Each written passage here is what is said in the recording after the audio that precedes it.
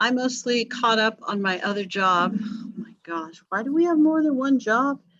Not cool, is it? And lots and lots of soccer activities for me. So probably about 40 or 50 hours worth. I wasn't at soccer that much, but so I didn't have fun, but I got caught up on stuff. So hopefully you guys either had fun or got caught up on stuff. I don't know. Speaking of getting caught up on stuff, I know some of you did because I saw a lot of stuff turned in. And I know some of you go like, how do we know you saw it turned in? You didn't grade it. And that is the truth. I did not. So I'm thinking grading catch up will happen tomorrow because I've got everything set aside. So tomorrow is your day. So I should be caught up by the end of the day tomorrow. I know some of you also like, did you decide about curve on the quizzes? And no, I'm going to go back and look at the average grade on the quizzes. Some of you, I'm not even going to lie, some of you just took the quiz yesterday. What the heck? I know. So I have to look at a bunch of things like, you know, where the grades for the people who took it late, different than the grades who people who took it early, and, you know, the average grade and how does that compare to your weekly question grade, that sort of thing. So not that it'll take very long. I just have to think, oh, I'll do that. All right. So we're starting, oh my gosh, I think it's a World War II day. Woo, World War II. All right. So let's look at some documents and get ourselves started. Hey, if you have questions, drop them in the chat. Again, hope you guys had a good spring break. You can swap stories of what you did while I open some documents. Oh, crud, I opened the 1301 weekly questions. And no, right before class, I know I opened all the right stuff. Dang it, where'd it go? All right, you guys swap stories. Dang. I know. Now I'm frustrated. I know I went to your class and opened the right stuff. I think I must have closed the thing. Yep. Oh, yeah. There's nothing more fun than listening to old videos, audios of my lectures. I'm sure they're amazing. So that right there is worth, yeah, another week of spring break if you could do that. All right, hang on one sec. You guys talk to each other. I'm so sorry. 1302 weekly questions. All right, let me slide that down there. And what else do I want to open? The notes probably, yeah. Crud, Cerna.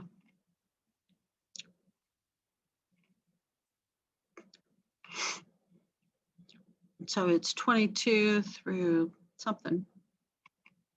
Dang it.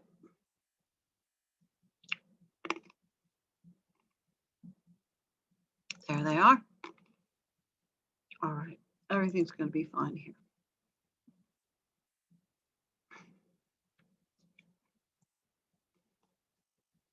All right, sorry for the delay.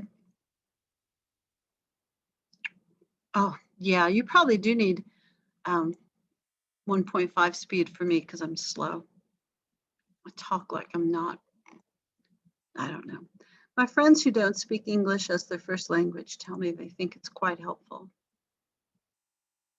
I know you guys are going like, no, it's really not. So stop giving me a hard time.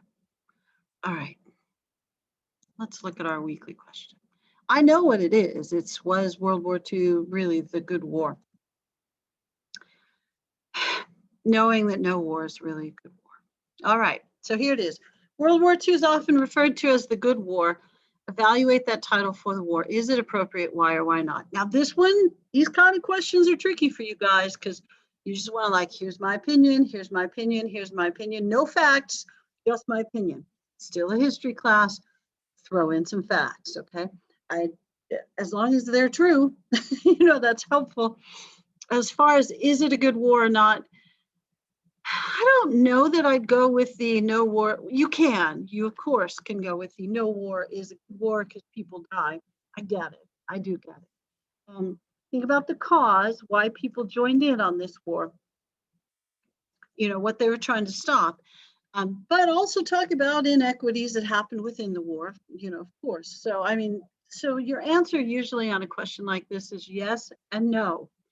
So I'm good with that. If I were you in organizing this, I'd probably start off with a very brief, like, here's why we had the war discussion, very brief, because most of us have a good idea. I assume you know about Hitler and World War II and Germany's crappy and all that sort of stuff. That probably shouldn't be your intro. Germany's crappy and Hitler. But just a general statement of World War II. And then maybe a paragraph about really what might lead you to the conclusion it was a good war. And then maybe a paragraph about what might lead you to the conclusion that it wasn't well prosecuted, that sort of thing, like the little sneaky things going on behind the scenes, like who's grabbing what territory at the end, or the number of people who die, or how people are discriminated against in the process of the war. And then, of course, your conclusion. So that's kind of where I'd go with this one. And this one, so much your opinion, of course. So I'm not going to argue with your conclusion at all. But do throw in some facts. We love facts. It's a history class. You know how it is. Yep. All right, chatting. I know. Well, and at the end too, the atomic bomb. I know, it's terrible. Also, I'm going to remind you about this, and I'll probably remind you again next time. All the major world powers were trying to make that thing. So they're not, in their time period, they're not going to see it the way we are, because we kind of know how it turned out, and the Cold War and all that stuff. Although you may not be as familiar with the Cold War as I am because of my age and living through it and all the Rocky movies and stuff. But they just thought, whoever gets to this bomb first is going to use it, so it better be us. And that really is kind of the basic philosophy of building the bomb. Like, we need it first, because it'd be terrible if somebody worse than us got it. Keep that in mind while you're thinking about the bomb. I'm not saying that needs to be your controlling thought. I am saying that needs to be a thought. You know what I'm saying? All right, more chat. Let's see. Why was the chat open? I'm sorry if it's a terrible mindset. It is their mindset at the time period, though. Even the guys who helped make it, it's like, no, we got to get it first. Then after we used it and we saw, like, oh crap, because theoretically what something's going to do, but when you use it, whole different thing. Then there was all this talk about atoms for peace, and maybe a discussion of using it for energy production, which it's been useful or successful. Although I saw one of those like weird map displays, and that France uses a lot of nuclear power, but they're I'm not saying death is good. Oh my goodness, no. I'm saying, who do you want who do you want to have this technology first? Would you have wanted it to be Japan? Would you have wanted it to be Germany? Would you have wanted it to be the United States? I'm not saying you need to think that way. I can't imagine you would. But I am saying that's the way they thought about it. So I'm just saying, don't forget about their perspective when you look at history. I know. But nobody wasn't going to be an option at that point because everybody was close. So I know what you're saying. I'm not arguing with your conclusion at all. I'm just saying their mindset has to matter a little bit too. It does in your processing of the time period. I'm not saying you have to agree with it. I'm just saying you have to be aware of it. That's all I'm saying. I'm glad we have nukes. It'd be cool if none of us had it, but we do. After we used it, there was a lot of discussion about sharing the technology with everyone, so we'd all be on the same page. And then we decided that was a bad idea. And then Atoms for Peace movement in the Eisenhower administration, which we'll talk about later, is like, we use this for good. You can't produce energy, all the map. France's main nuclear power plant is really right on the French-Belgium border. So that kind of tells you what they think about the nuclear power plant as well.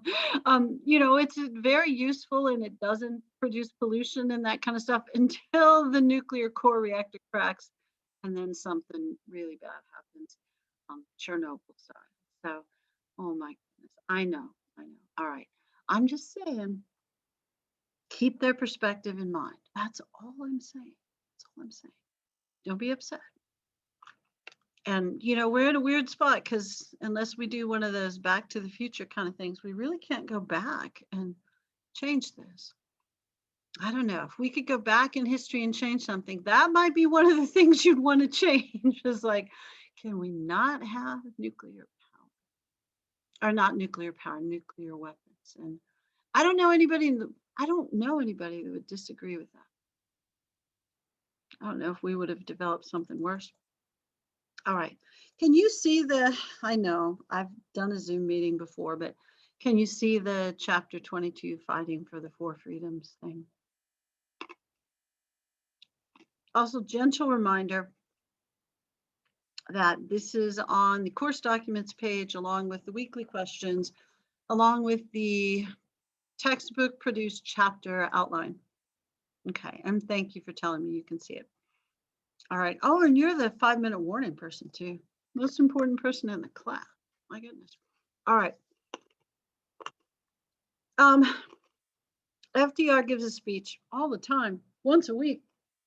Did you know FDR is the reason you had the weekly presidential radio address? Do you know who stopped that tradition? Think about it for a second. Who would stop tradition? Who's our least traditional president in your lifetime? Yes, it was him. Your dad stopped that tradition. No, it was Trump. Unless Trump is your dad, and if he is, you're in a weird family. I'm just saying, no offense. Okay, all right. But yeah, we used to have, oh my gosh, stop it. Stop. We used to have a weekly radio address. I remember occasionally listening to the Obama ones. You'd hear them on NPR, of course, or C-SPAN. And then Trump said, nope, we're done with that. No one listens to the radio. I don't have time for that. I was up late tweeting, whatever. So, and I'm sure President Biden won't bring it back because, truthfully, nobody listened to it. But except me.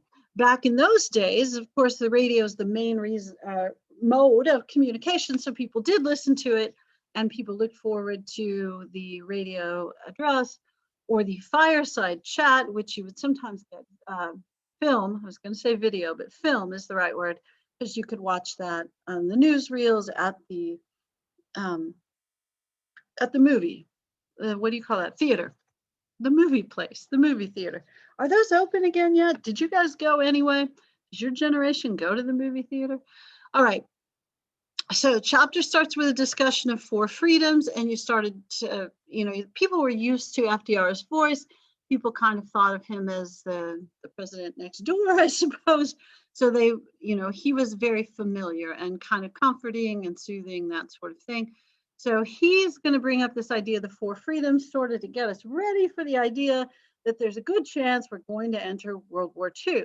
Now, we're staying out of World War II kind of the same way we stayed out of World War I, only we are definitely more committed to the Allies in this war.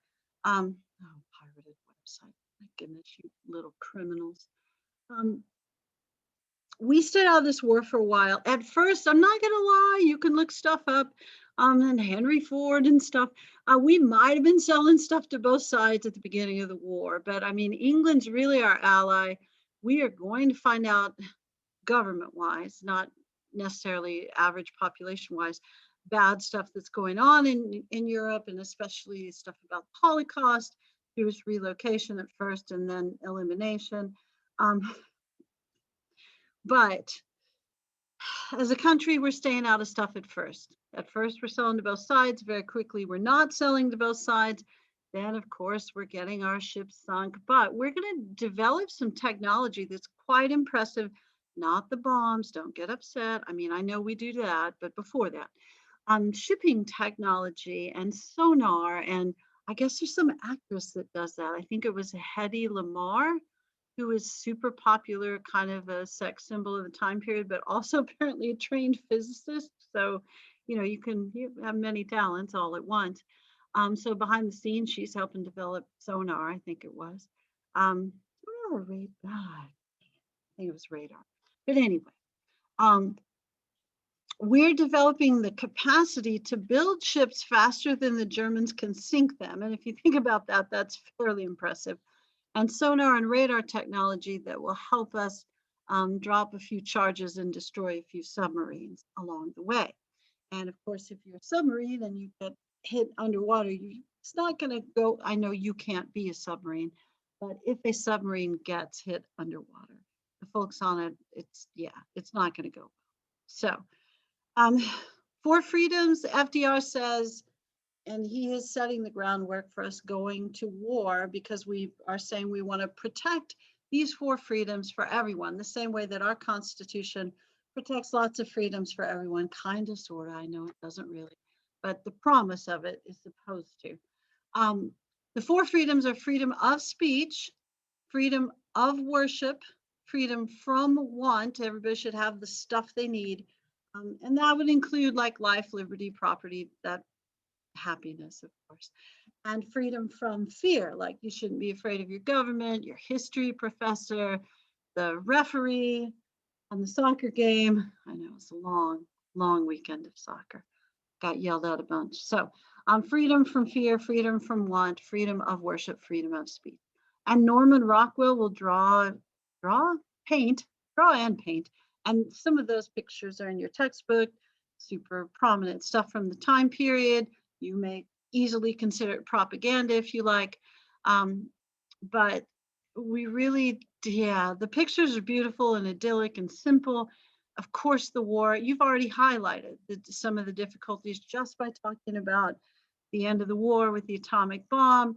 Ending the war is good, the atomic bomb, not so great. And it leads to some other stuff that's not so great. Ending the war, crucial. I mean, nobody's going to argue, no, we should have just let Germany do their thing. No one would argue that. However, the end result of how the war ended is very complex, as you've already noted. All right, so 1930s, we talked about the Great Depression a little bit before. Our foreign policy during the Great Depression is probably what you would expect. We are broke, so we don't really care what you're doing. If you want to trade with us, dang, we're open to that. But outside of trade, you guys are fighting with your neighbors, have at it. If you guys are causing trouble in your region, we're not spending money to fix it.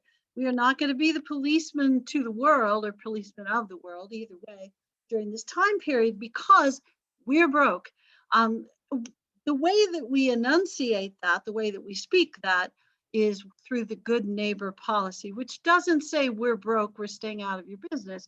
We're saying we are respecting your autonomy. So you have the right to govern your own country, the right to make your own rules, and we are not going to intervene because those are your decisions. See, now we respect everyone in the 1930s.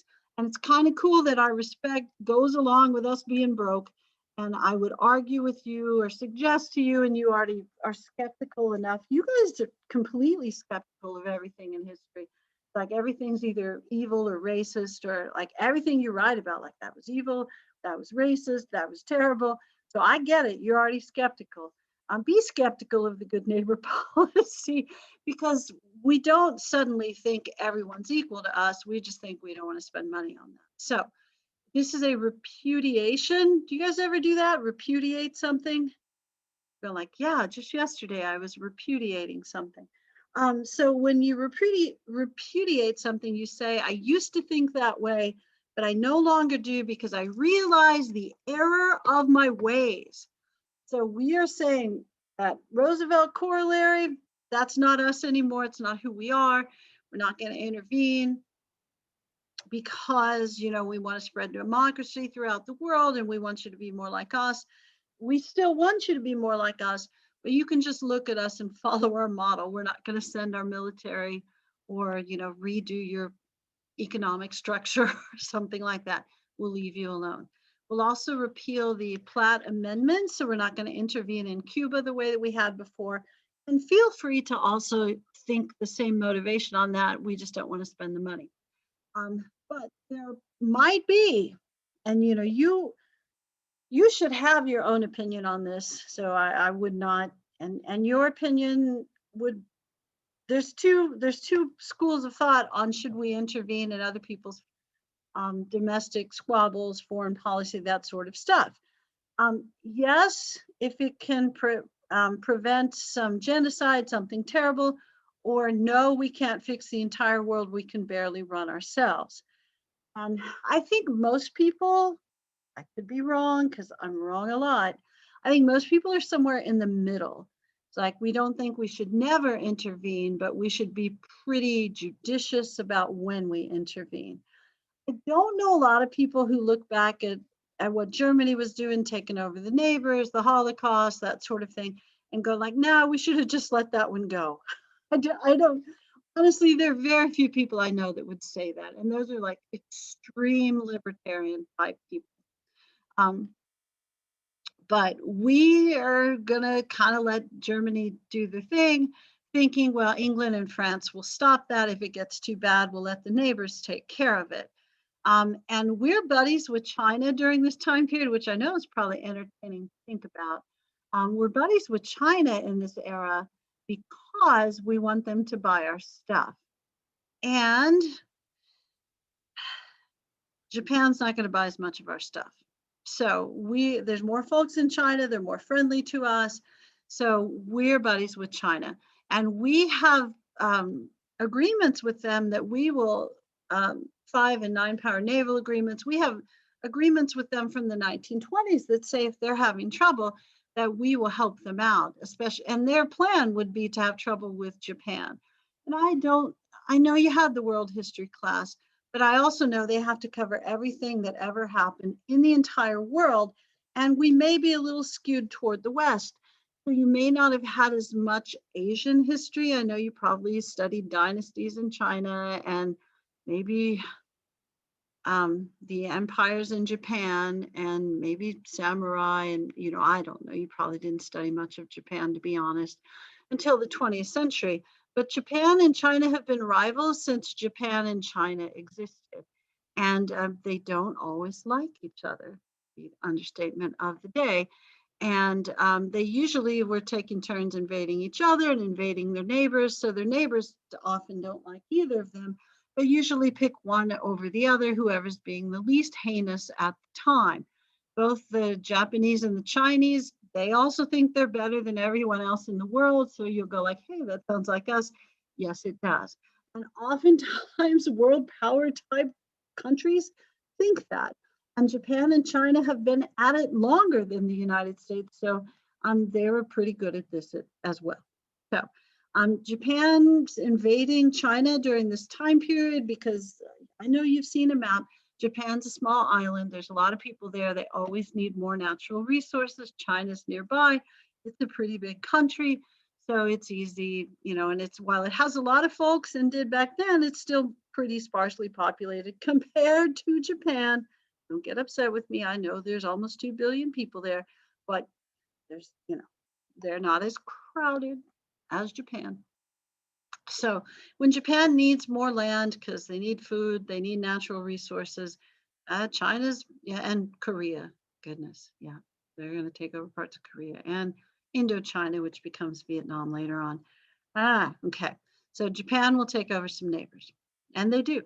And we just go like, hey, Japan, stop doing that. And China says, is that really all you're going to do? And we go like, yeah, we're broke.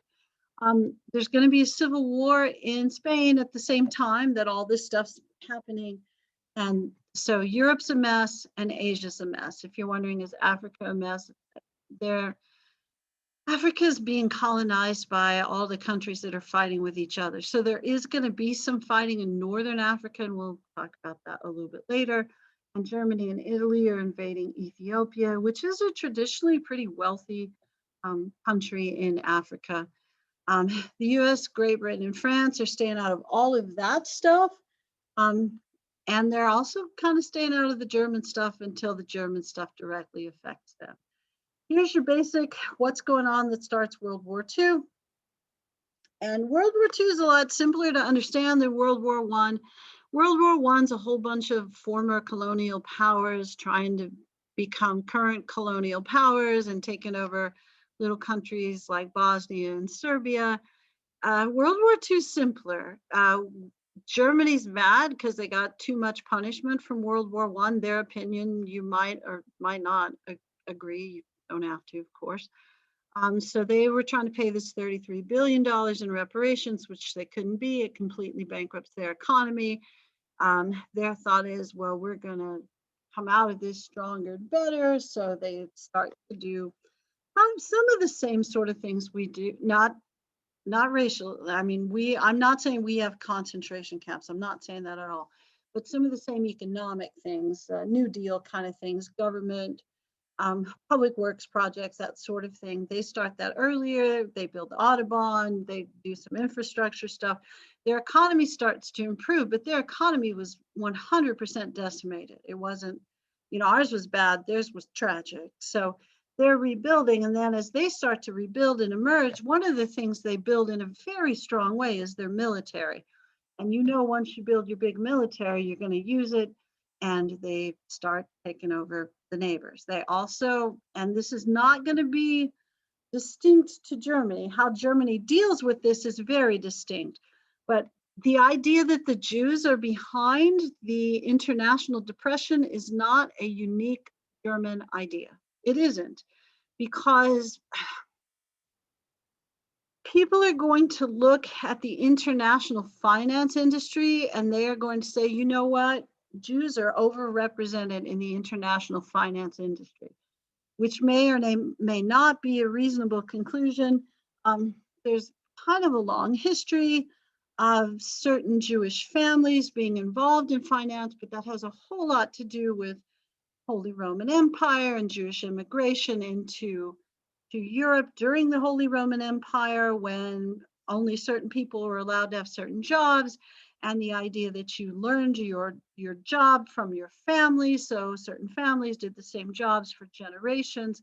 So there's not any kind of weird conspiracy, international Jewish conspiracy to completely bankrupt the entire world because one, that's dumb, and two, it's racist, and three, there's no evidence to suggest any of it's true. So dumb, racist, and inaccurate. So we'll just go with that.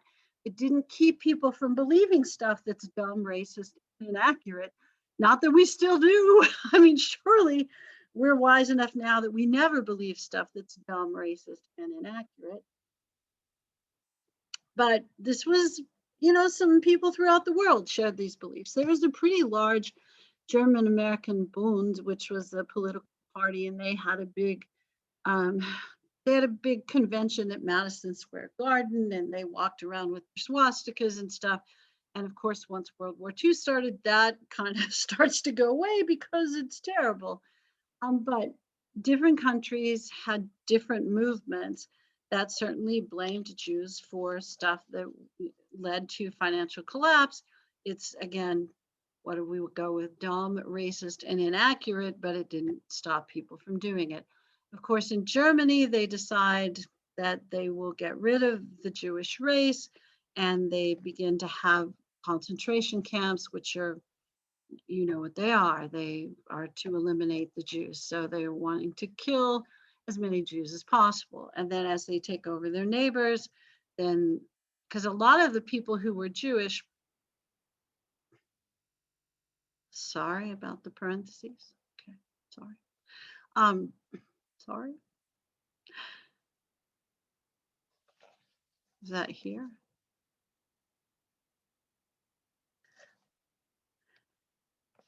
As the Germans begin to take over their neighbors, they're going to expand the final solution. And I know we talked about this in the last chapter, that a lot of that eugenics movement stuff that we had begun to disavow, the Germans took it and expanded it. So I'm not blaming us for the final solution. I am acknowledging that we had lots of racist scholarship in the 20s, for sure. Okay. All right. Hitler invades the Rhineland in 1936.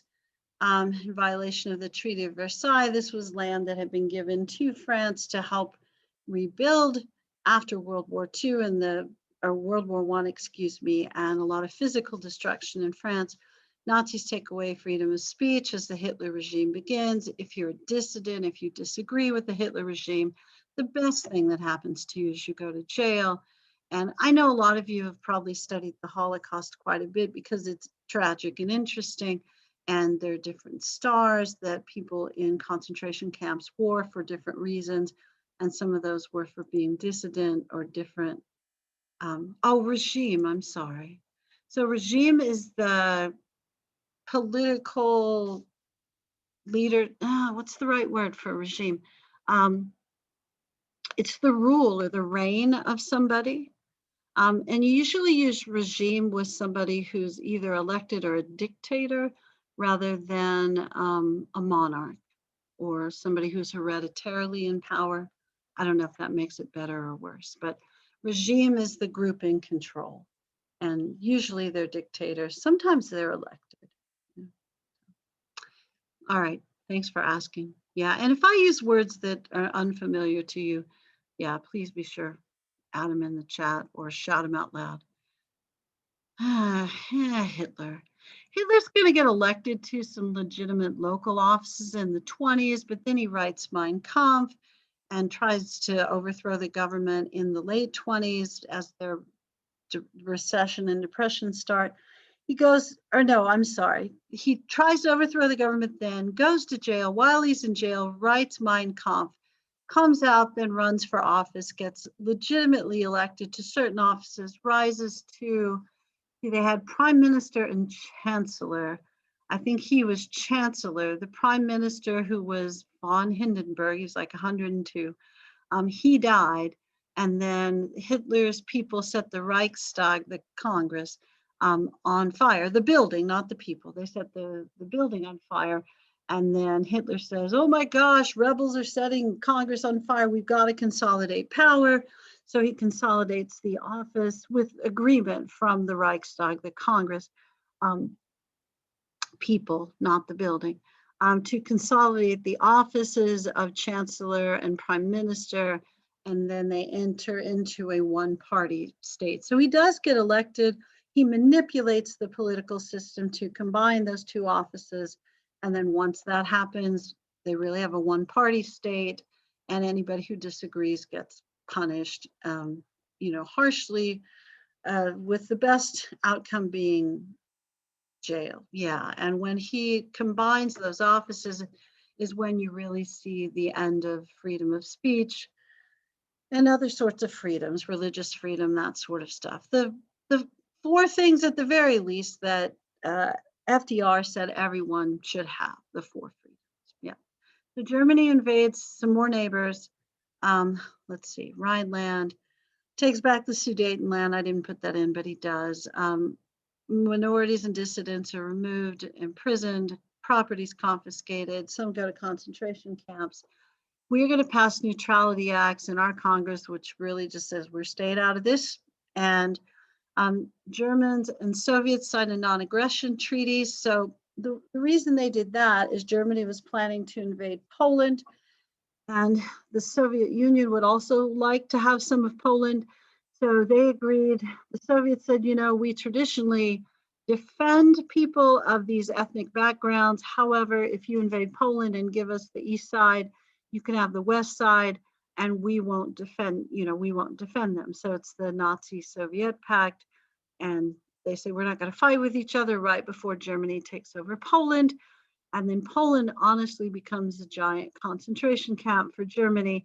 Germany invades Austria, Czechoslovakia, the Sudetenland first, the German-speaking part of Czechoslovakia, then the rest of it, Poland, other Scandinavian countries, Norway, Sweden, Finland, between 1936 and 1939. The Munich Pact is in 1938, where England and France have a meeting with Germany, and they say, like, hey guys, we understand you needed more room. We got it. You've got it now. You have to agree to stop invading the neighbors, and we'll agree to let you keep the land that you took, just as long as you don't invade anybody else. So they said, okay, that's cool with us. And they signed that pact. It's the, excuse me, the Munich Pact. And then Hitler goes home to the Reichstag and makes a list of the other places he's going to invade. So then they invade the rest of those places, which we already listed. And then the invasion of Poland on September 1st of 39 is a violation of that Munich Pact. And then France and England declare war on Germany, about said Poland, of course not, on Germany on September 3rd of 1939, where we are going to continue to say like, yeah, we're neutral, not really, but we're neutral. And we'll sell stuff to the Allies, and then eventually we'll give stuff to the Allies, and then eventually we just get in. Now, you know that we don't just get in. They ask us for a long time, and then Japan does something that hastens our entry into World War II. Okay. If you're wondering what's going on back in the United States, are you wondering that? I'm going, yes, we're fascinated by this. Of course you are. Sorry. All right. So neutrality, as their fighting begins in 36, even up through 39, when it becomes official. Our official trade policy with our European friends is cash and carry. At first, we will sell to Germany, and we do. It's part of how the Ford Motor Company makes a lot of money. They sell lots of things that the Germans use for not good during that time period.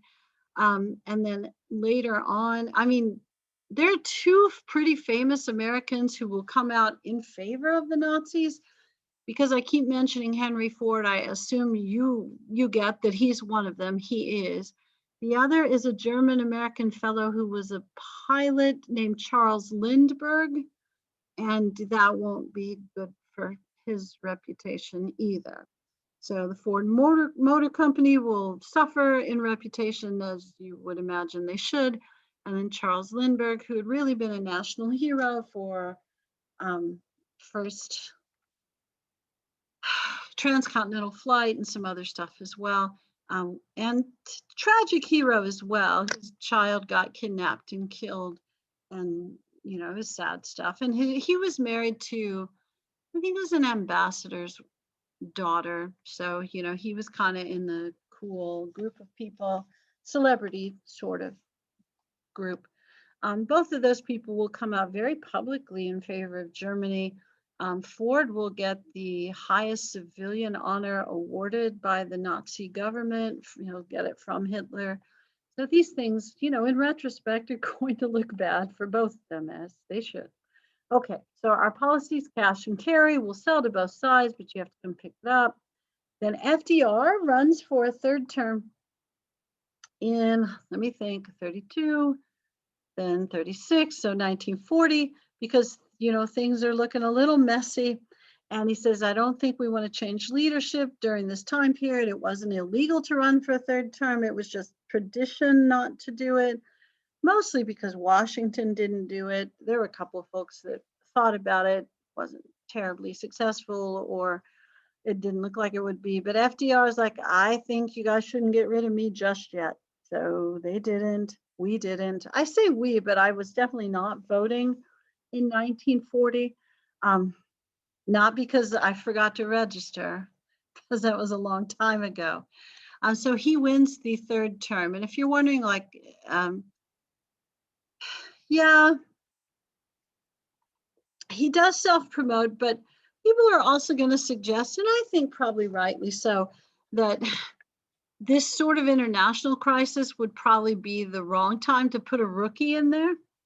And not everybody was familiar or enchanted with his FDR's vice president. I think his vice president by that time was probably John Garner Nance. Nobody was really upset with him, but he was just kind of the guy who should be vice president because he's been a lot of stuff, but he's not overly dynamic, that sort of thing. And then his last one eventually will be Harry Truman. I know, sometimes we care about the vice president, sometimes we don't. With FDR, not so much. Yeah. The first one they thought was too liberal, so he had to trade him in because he was afraid he would lose the South. And then he got Nance, who wasn't liberal. And then I think Nance I think Nance dies, and that's why he replaces him with Truman for the fourth term. Spoiler alert, FDR runs for 4 terms and wins the fourth election too. But that's as World War II is ending. So anyway, FDR runs for the third term, he wins. So we're okay with having him for the third term. And then after he wins, he says, you know what, the United States needs to be the arsenal of democracy. Arsenal of democracy, there you are. It's like Texas, but the entire country. So we're going to start to build a whole lot of weapons and sell them to not whoever will pick them up. We're definitely not selling to Germany. And then very quickly, we go from cash and carry to something called lend lease. So we know that England and France, and at this point, France is completely taken over by the Germans, and they even have they have a Nazi leading their country. So we're definitely not selling stuff to France. We're still dealing with them diplomatically. We're not sending them weapons. There's also an underground group of people called the Free French, and we're going to help them out quite a bit, but it's harder to do because we still have to negotiate with the legitimate French government. At least we felt like we did. Anyway, we're going to send stuff over to England. That's what we're going to do. And eventually, maybe a little bit to China, although not so much. So we are going to send stuff over to England through the land lease policy. We know they can't afford it. So it's like, hey, you can have the stuff. Just give it to us when you're done with it. And you know, of course, that doesn't work with weapons of war. And we understood that. We knew we were giving them the stuff. In exchange, they would give us leases on military bases in their territory, which we still have to this day in some instances. But we're doing that because we anticipate joining the war. We're going to need closer bases of operation. So this will give us permission to build landing strips and that sort of thing, depots, that sort of thing in European settings. All right, so we initiate the Lend-Lease policy. Great Britain's broke, and this also means we'll deliver stuff as well. Now, Japan is causing a lot of trouble to China. Japan is an ally to Germany. They don't work together the way that the English and the French and the US will, but they'll work on common causes. But Japan is really wreaking havoc in China, so we tell Japan, like, hey, stop wreaking havoc in China, or we're going to freeze all of your assets in the United States. Thing number one, because they had a lot of money in US banks. 2, we will stop selling you stuff. You know, through this whole war, we were selling them stuff they couldn't get anywhere. That would be metal and aviation fuel. Can you imagine if you're China? It's like, why are you selling them the stuff they're using to bomb us? That's what we were doing. So in 1941, we told them, you know what? We're done with that. We're not selling you any more stuff as long as you continue to act with hostility toward China and the neighbors. And Japan says, okay, we'll talk about this, but if you do that, we're going to bomb you. And we go like, okay, bomb us if you have to. Our thought was, I know this isn't going to sound good, but it's accurate. Our thought was they're going to bomb the Philippines and we don't really care about the Philippines. Now, we had a military base there. We had contractors there that were building the military base. We had troops there. We had MacArthur there. So when, we thought, oh, they'll be able to handle it. They ended up, where they ended up bombing? Pearl Harbor on December 7th. And that we were not okay with. Now, they weren't a state yet, but, they were important to us. And they were, officially a territory with more, they were closer, more rights, that sort of thing. So we were upset by that, and we declare war a day later.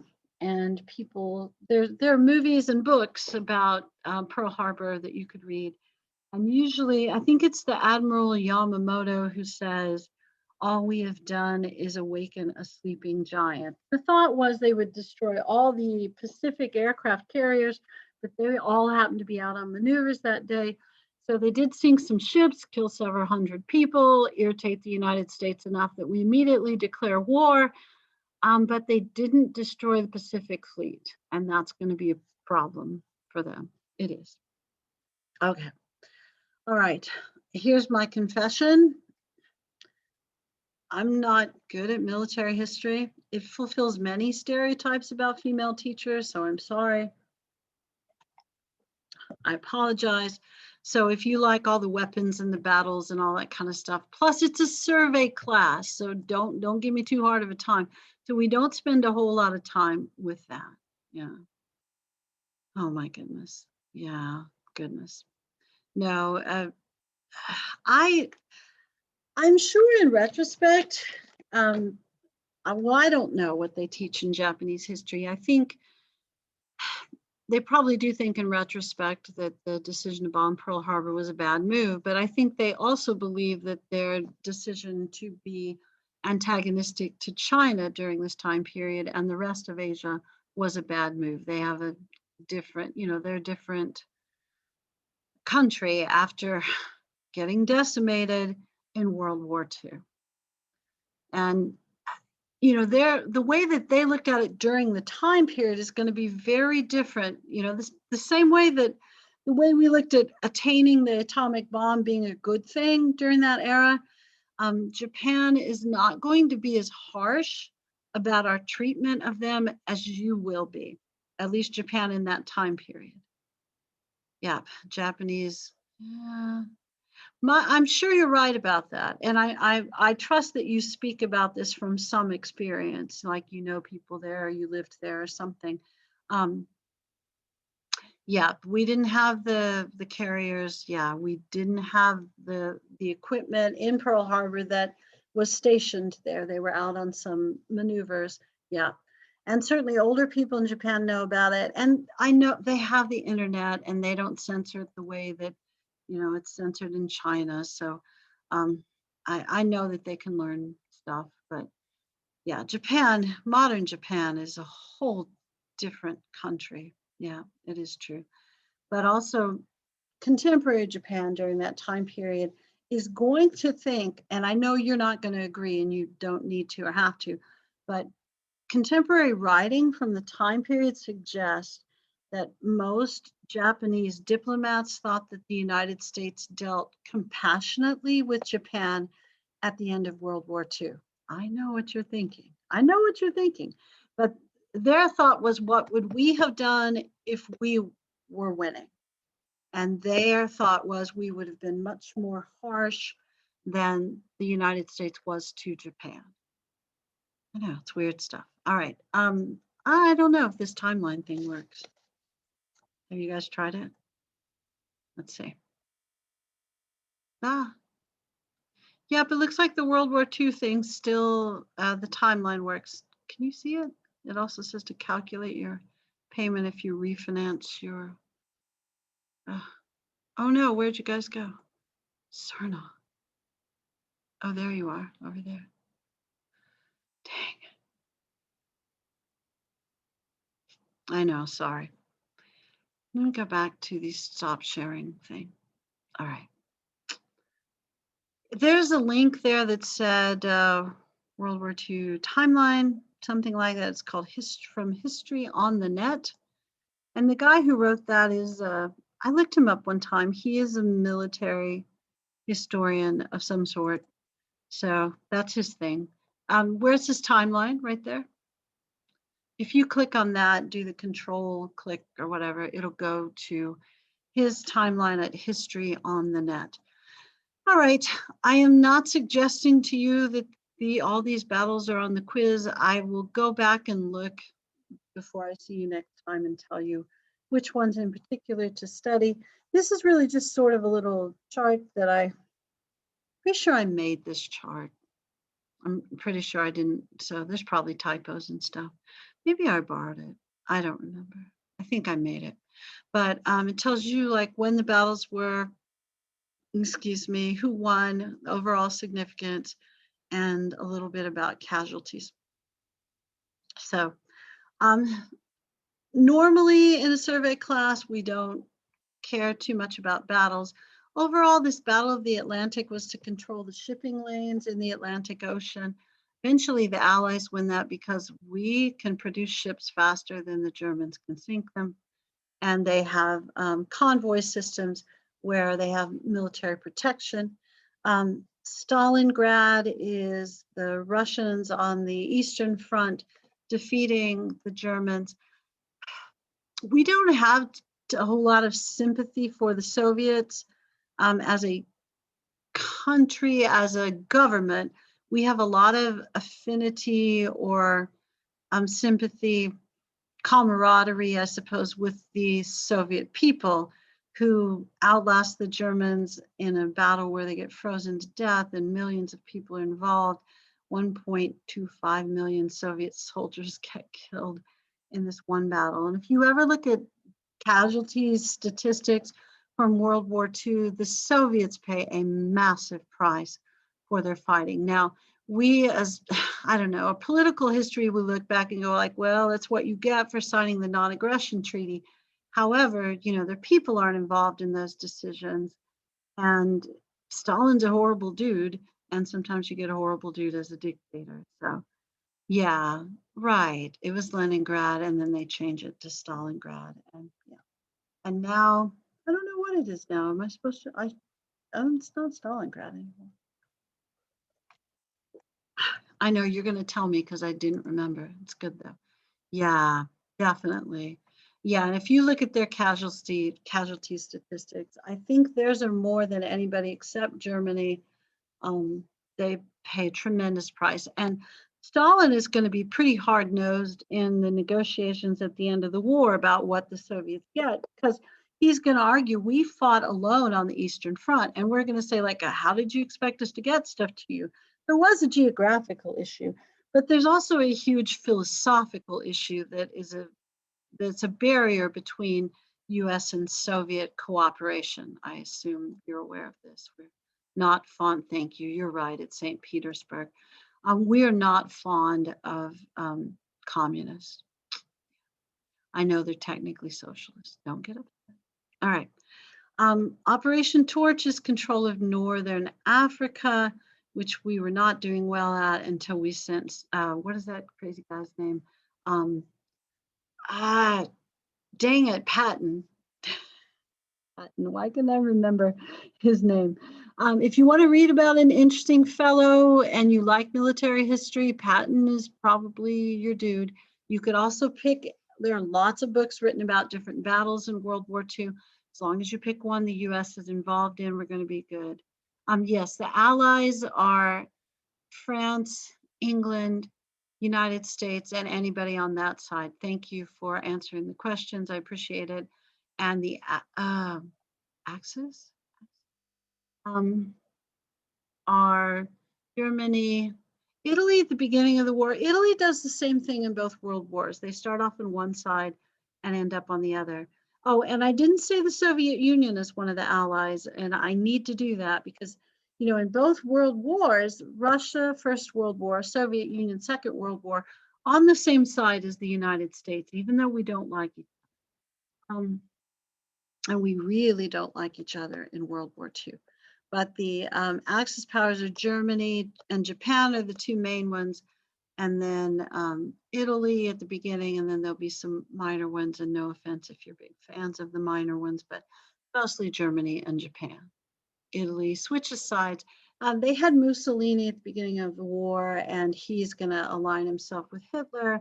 They're going to take over Ethiopia, and then Mussolini gets killed from within by Italian revolutionary forces, and then the Germans will send troops into Italy, kind of retake Italy. So then they have kind of a little civil war in Italy. Plus, we're going to have Allied troops in Italy, and it's a mess. Yeah. So Italy, yeah, bad leadership. Oh goodness, where were we? Operation Torch is Northern Africa. Last resistance in Italy is 1944. D-Day, for our purposes, like US history purposes, Pearl Harbor, D-Day are probably the two biggest in for our purposes, because Pearl Harbor gets us in, and that's in Hawaii. D-Day is the defeat of the Nazis in, it's the beginning of the defeat of the Nazis in France. It's the beginning of our major participation in the Atlantic um, uh, theater. Yeah, theater, they called it. Battle of the Bulges, the last resistance, kind of the Germans' last stand. Patton's going to be strongly involved in that one and strongly involved in Operation Torch. And Victory in Europe Day is in May of 1845. The next chart is Pacific, so this is the other side. Philippines and Bataan Death March, if you want to read something really horrific, you could read about that. Battle of the Coral Sea stops the Japanese advance toward Australia. And Battle of Midway is sometimes considered significant because it's the first obvious defeat of the modern Japanese military. So they really thought they were invincible until then. And if you read a lot of what the Japanese military thought during that time period, the leadership thought that they would defeat the United States because we're weak and we're kind of fat and happy. So we don't really have that spirit of nationalism for our country to, want to bind together. We're too individualistic to want that. And our concern more is, how much wealth we gain for ourselves. We're not really concerned about our country or the world. So when push came to shove, if things got difficult, we would just go like, nope, we're out. And they credited that to both racial and national superiority of the Japanese people. And we were, if you're wondering, like, were we racist toward Asian people? Yeah, we were, no doubt. One of the weirdest things you could watch, if you can still, it's hard to find some of this stuff now because it's weird and racist.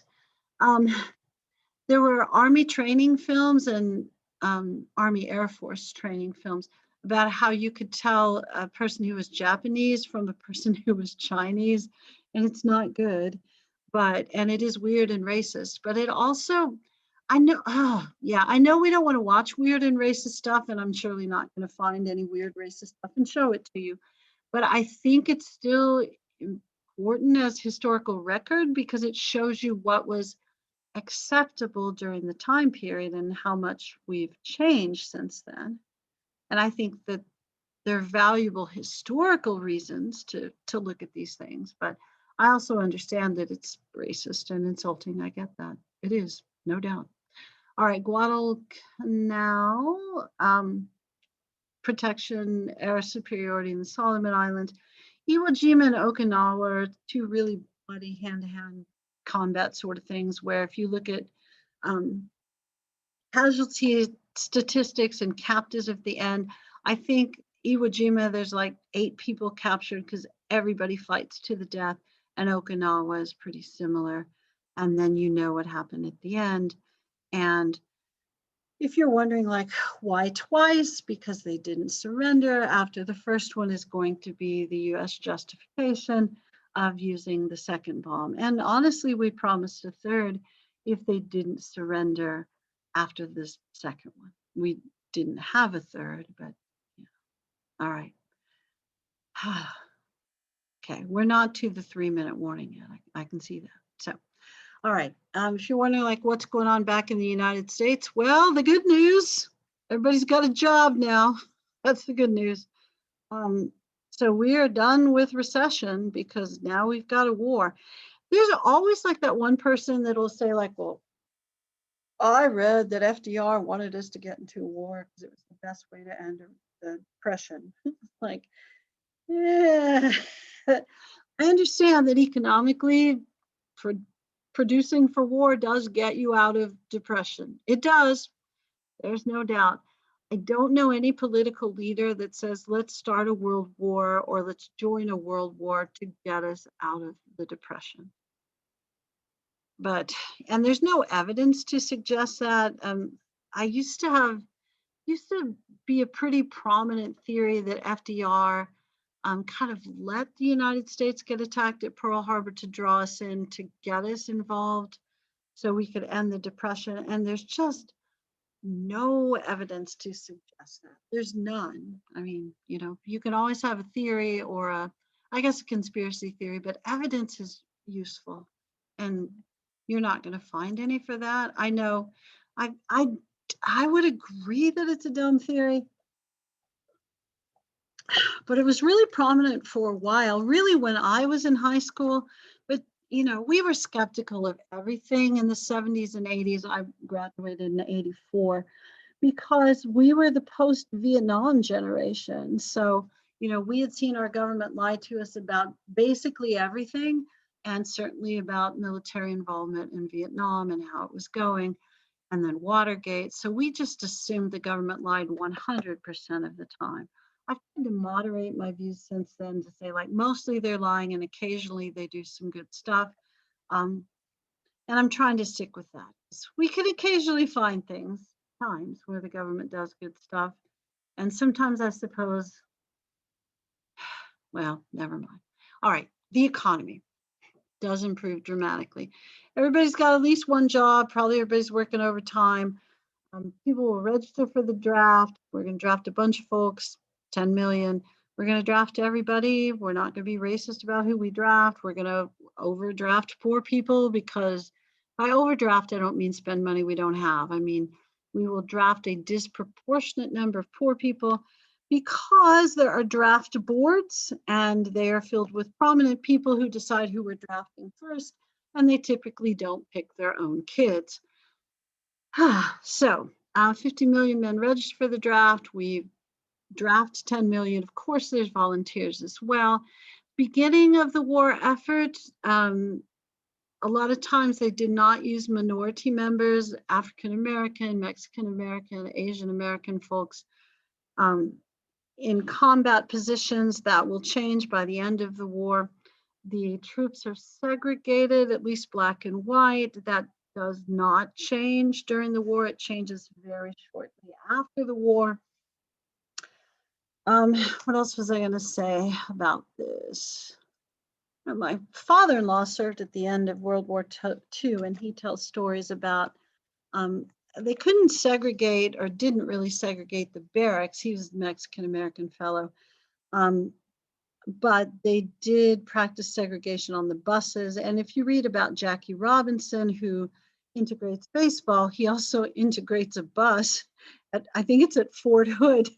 So he served in the military as well. And I will emphasize this a lot as we study this time period, because of the service of lots of Mexican American, Asian American, and African American men, and we're talking millions here. In this war effort, you will have a civil rights movement that will not be denied. This is going to be a group of millions of men who serve overseas and defeat Hitler and defeat Japan. And then when they come home and they go to places like sit in the back of the bus, don't use that water fountain, they go like, nope, we defeated Hitler. I don't think you're going to tell me that I can't use the water fountain I want to use. And not in a like aggressive, I'm going to shoot you sort of way. It's like, nope, we're not putting up with this anymore. We're changing the laws until we got what we want. And you'll notice that the civil rights movement is very nonviolent, but it is assertive. There is no doubt. And the very assertive part of it is this World War II part. It is. It's like, we're not giving up. We've done harder things. This has to be fixed. We're fixing it now. We can end racism overseas. We're going to end it in our own country.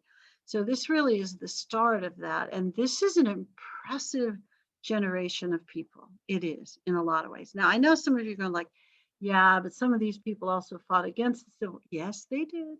A lot of the white people will fight against the ending segregation, the civil rights movement. But you'll also notice an increasing number saying, you know what, time to fix this historic wrong. So, but World War II is really the impetus for that, and a pretty important Supreme Court decision that we'll talk about later. All right.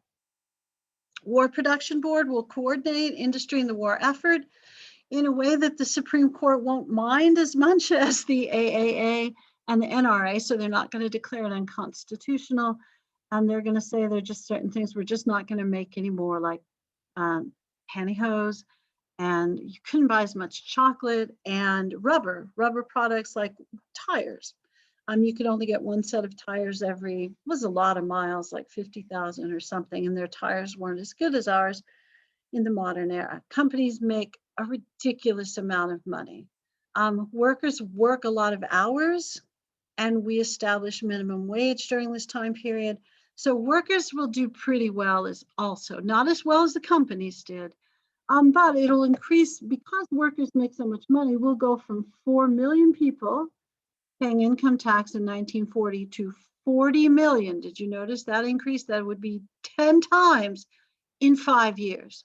So people are making so much more money that now we actually have people making enough money to pay taxes. So the government's going to get a ridiculous amount of money, which is going to fund a lot of this military expansion without us going into debt. So not only will we pay down some of the debt from the Great Depression and the New Deal, we're going to create a government surplus. And I know some of you are like, did we ever have that before? Yes, we did, because typically the government didn't spend that much. And your lifetime is the only lifetime that we've never paid off the national debt. In my lifetime, there were times that we had paid off. All right. So let's see, companies made large profits, nation's budget more than doubled, the income increases dramatically, government income, taxes. I know it's not really income. They don't make anything, they collect taxes. People relocate to the West Coast to armed forces in the Pacific. So they're going to create military weaponry for the Pacific theater. And the Southern economy hadn't grown in ages. So this is going to be a big boom for the Southern economy as well. And then you'll see that as the biggest sector of growth. West Coast first, and then when the West Coast starts to decline some, the South will pick up. Labor unions said we're not going on strike. There was one proposed strike by A. Philip Randolph. You could read about him for your book review as well if you like. But he led a union called the Brotherhood of Sleeping Car Porters, which is essentially Black male service employees. They typically worked on trains when the union started, but they expanded to just an African American men's labor union, and they were protesting the different wage categories. They brought back a wage for Black and a wage for white workers, and he said, look, we're just going on strike if you don't fix this. And the president said, please don't go on strike, it would look unpatriotic, plus we'll just fix this. So they did. And they created some systems where if you were working in a war industry and you felt you were being mistreated because of your race, you could go to a government agency and they would look at your case and take it seriously.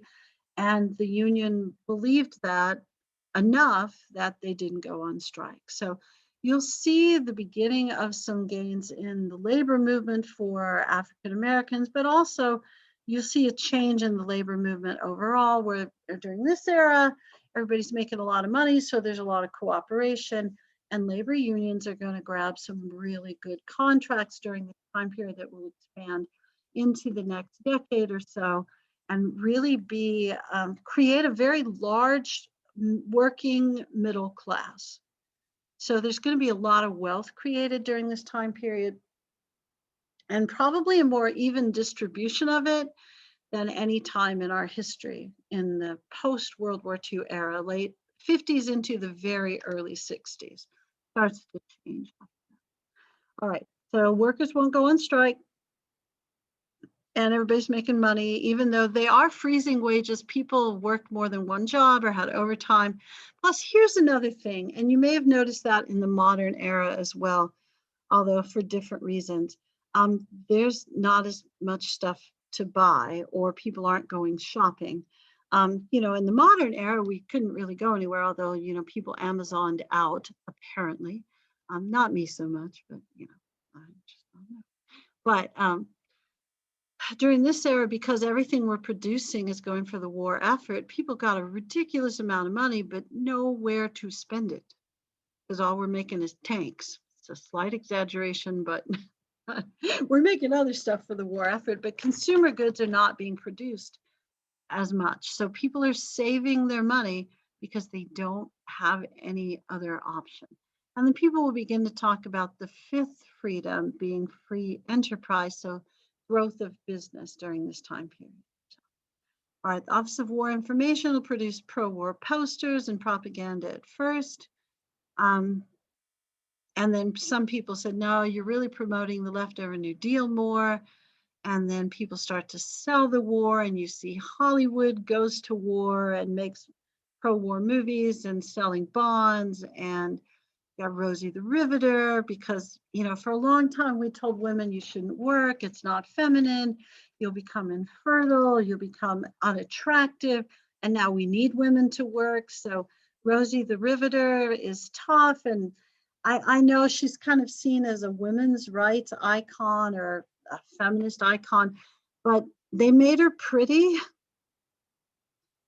so that women would see you could still work full time and be attractive to your husband. So she's really not completely a feminist icon, even though it's kind of how we use her in the modern era. It's to remind women they don't become any less of a woman as far as their attractiveness to men just because they work. And that's purely a propaganda program, because we didn't want women to, we told women since 1900 that going to work was bad for you, and that you can take care of your family, and maybe you wouldn't even have a family. It would just frustrate you, stop your ovaries from working, that sort of stuff. Now that we needed women in the workforce, they had to kind of change the story. So you should see that as propaganda. You should. I think it's fair. Yeah, maybe. I don't know. I don't think there's I don't think there's I don't know if I want to say this, but I'm going to say it. I don't think there's actual feminism the way that any of us would understand it during this era. I mean, there is some, but it's not a very prominent movement. There's not a big push for the Equal Rights Amendment just yet. You'll see it come up again in the 50s. But what you will also notice is right after the war, you're going to have the group of women that go like, hey, this job thing, it's not so bad. I think we want to stick with it. And then you're going to have the group of women that get married at 18 and have 5 kids. And there's a real pushback and kind of pro-family push in the 1950s. And it becomes a very, very conservative time period, especially for women. And then when you see that real kind of feminist push, it comes along with the civil rights movement in the 60s. Yeah. I don't know. Feminism is kind of a changing thing. Absolutely, all these movements change and evolve over time. So, and then like when I was a high school graduate, early college person, there's kind of a revival of that really conservative women raise some kids. Oh, what was that woman's name? Phyllis Schlafly. Very conservative, moral majority. Women should be at home raising the kids. Women are different than men, so they should want to be treated differently, that sort of thing. So it's an interesting pushback. And you see that go in cycles. That's why, like, I know it's almost time for my 3-minute warning, but my father, who's texted me at least 3 times during class today, he's very distressed about politics right now. He's not like a big Trump fan or anything, but he's also really not a Biden fan. And he thinks that we're really destroying a lot of the institutions that made America great. He's old, and they see the world differently. And he thinks this will be the end of our country. So I don't know. It's the pandemic, and he's isolated. He's having a bad year, that sort of stuff. Although he'll turn 80, so that's a bonus, right? But I was telling him, it's like, Dad, you know this as well as I do, because he's lived at least 80 years of history. We do go through cycles where we're more conservative, more liberal, more religious, less religious. It's a cycle. And as you mentioned, all of those movements have cycles as well. And thanks for the 3-minute warning. Yep. All right. In the World War II era, we're extremely conservative, and we're very, very pro-business, and we're extremely patriotic. But these are all things you should expect. There's going to be like one person in Congress that votes against the war effort. And yeah, this is, I think, expected for the time period. Yeah. All right. Office of War Information produces propaganda. I think we were talking about that. Rosie the Riveter builds bombs. 1,000 women Air Force service pilots become pilots. They're not supposed to be combat pilots. They're just supposed to deliver supplies. But you know, in a war zone, sometimes you get to be something you're not intended to be. So most people did not expect a permanent societal change once the war ended, where women stay in the workforce and pursue careers. And you will see a pushback against that idea in the 1950s. So, all right, so we'll start here next time, and then you should be thinking about, was World War II the good war or not? And I'm expecting in your answer that you will say yes and no. All right, I'm going to stop the recording, but don't leave just yet because I want